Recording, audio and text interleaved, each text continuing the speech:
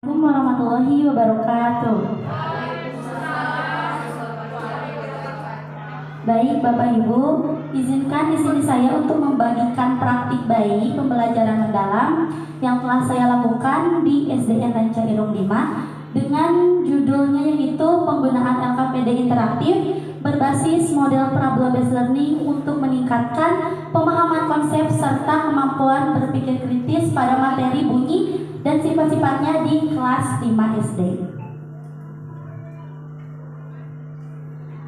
Untuk latar belakangnya, untuk topik pembelajaran dilakukan pada materi bunyi dan sifat-sifatnya dengan memanfaatkan LKPD interaktif yang dirancang menggunakan Canva AI yang terintegrasi dengan model PBL.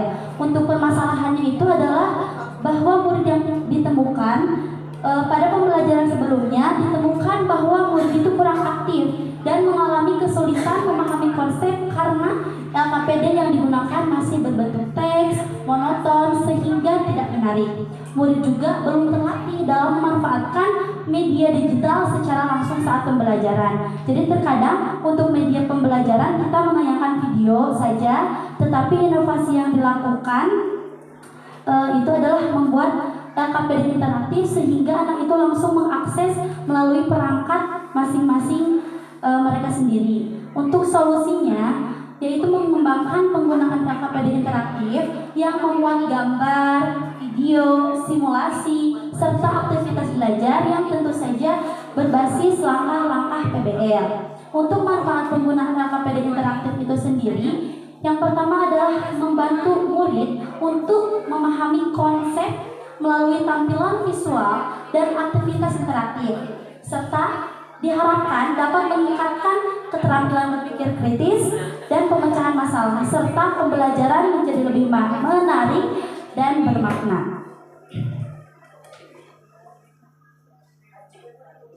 Untuk identifikasi masalah, saya bagi menjadi 3 poin.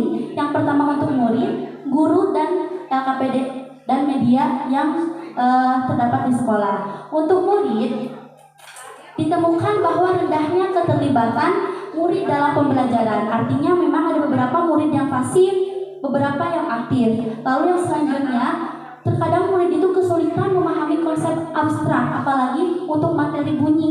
Jadi mereka tidak tahu bunyi itu apa, bagaimana bentuknya, gelombang itu apa, frekuensi, amplitudo, dan sebagainya.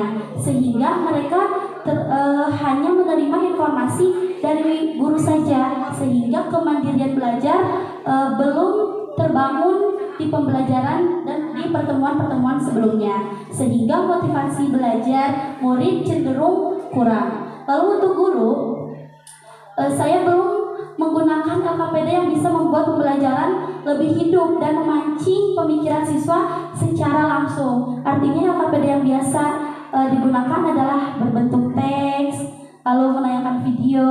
Jadi inovasi yang dimunculkan di sini adalah LKPD yang diakses melalui perangkat masing-masing murid, sehingga pembelajaran masih bersifat satu arah. Yang selanjutnya yaitu identifikasi masalah bagi guru adalah keterbatasan waktu merancang media yang kreatif. Terkadang kita ingin belajar sesempurna mungkin medianya, LKPD-nya, tetapi terkendala oleh waktu, apalagi untuk yang masih punya baby kecil, sangat pabelit, Ibu. Lalu untuk LKPD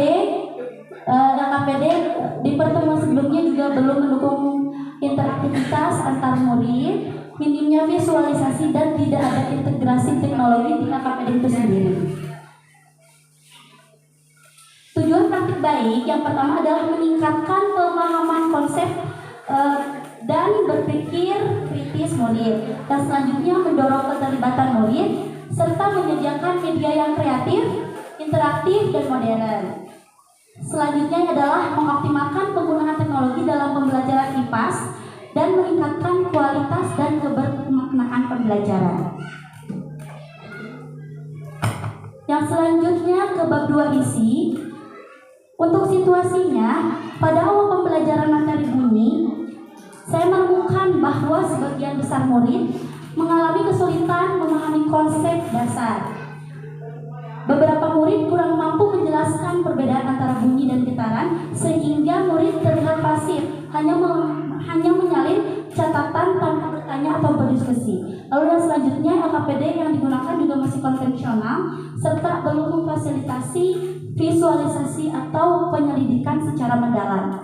Untuk tantangan yang ditemukan, bahwa siswa mengalami kesulitan memahami konsep bunyi karena memang sifatnya abstrak dan mereka belum terbiasa belajar melalui model problem based learning yang menuntut kemampuan berpikir kritis dan penyelidikan mandiri. Lalu media pembelajaran masih konvensional, LKPD masih konvensional, guru juga perlu waktu dan kreativitas untuk merancang LKPD interaktif yang berbasis Canva AI yang sesuai alur PBL. Selain itu, kemampuan digital yang beragam juga menjadi tantangan karena tidak semua siswa dapat mengoperasikan LKPD. Lalu untuk ketiga, yaitu aksi. Yang pertama ada perencanaan, pelaksanaan, dan guru sebagai fasilitator. Yang pertama, di perencanaan, guru merancang LKPD interaktif berbasis PBL menggunakan Canva AI. Jadi kita hanya menuliskan perintah-perintahnya saja ke Canva AI, nanti Canva AI yang langsung membuatkan LKPD-nya. Kelebihannya itu Ibu membuat LKPD interaktif paling lama itu 2 jam, itu langsung bisa menghasilkan LKPD interaktif. Untuk pelaksanaannya, guru memberikan masalah kontekstual, membagi siswa ke dalam kelompok, lalu siswa melakukan investigasi, lalu di akhir masing-masing kelompok menyusun solusi berdasarkan temuan mereka dan mempresentasikannya di depan kelas. Lalu untuk result atau hasil, siswa ternyata menjadi lebih aktif dalam berdiskusi, lebih mudah memahami konsep bunyi. Juga penggunaan Canva AI membantu guru menghadirkan media atau LKPD yang kreatif dengan waktu merancangnya tidak membutuhkan waktu yang lama. Lalu hasil belajar juga siswa meningkat serta suasana kelas menjadi lebih hidup.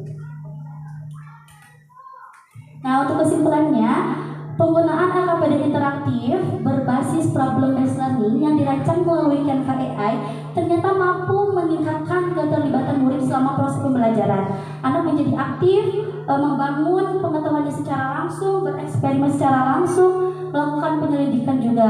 Lalu LKPD interaktif ini dapat meningkatkan kemampuan pemahaman konsep dan berpikir kritis sehingga anak membangun pengetahuan mereka secara mandiri. Canva AI juga membantu guru merancang LKPD secara efisien, menarik, dan mudah disesuaikan dengan kebutuhan kelas. Jadi secara keseluruhan, penerapan LKPD berbasis PBL berbantuan Canva AI ini berdampak positif terhadap motivasi, keterampilan berpikir kritis, dan pemahaman murid. Mungkin untuk sarannya, guru harus memaksimalkan fitur-fitur Canva AI dalam mengembangkan LKPD, dan juga dari sekolah harus memang menyediakan perangkat dan jaringan internet yang memadai, baik untuk guru dan murid.